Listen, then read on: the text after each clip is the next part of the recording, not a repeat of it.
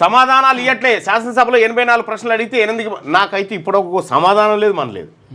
ఎన్ని ప్రశ్నలు, అసలు ఆ ప్రశ్నలు కూడా రావాడికి. 76 ప్రశ్నలకు సమాధానాలు లేవు. ప్రతిపక్ష ఎమ్మెల్యేలపై వివక్ష ఎందుకు? ఇన్ఛార్జ్ మినిస్టర్ పాత్ర ఏమిటి? ఓడిపోయిన వాళ్ళతో పనులు ప్రారంభించడం ఏంటి?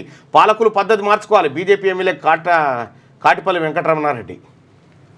ప్రశ్నలకు అసలు సమాధానాలే దొరుకుతలేవు. సమాధానాలు రిప్లై పంపాలా, ఆ రిప్లై లేవు. పిటిషన్లు తీసుకుంటారు, అవి లేవు. మెన్షన్ చేస్తే దానికి ఏవి లేవు. ఇక అది ఏందో ఏం కథనో అర్థం కాదు. మళ్ళీ మా సభాపతి గారు పదే చెప్పిండు, అరే ప్రభుత్వం ఇవ్వాలని. వాళ్ళేమో పట్టించుకోరు. దయచేసి మార్నింగ్ న్యూస్ చూస్తున్నటువంటి మిత్రులారా, మీ అందరికీ ఒక రిక్వెస్ట్. ఇవాళ ఖచ్చితంగా శాసన మండలిని చూడండి, శాసన మండలి సమావేశాలు చూడండి. ఇప్పుడు సమావేశాలు లైవ్ వస్తుంది, తెలంగాణ లైవ్ వస్తుంది. ఎస్, ఎంత పెద్ద ఓట్లు మన దగ్గర ఉంచుకొని సీఎం పదవులను అడగడం ఏమిటి అంటుండు లింగయ్య. బరాబర్ అది.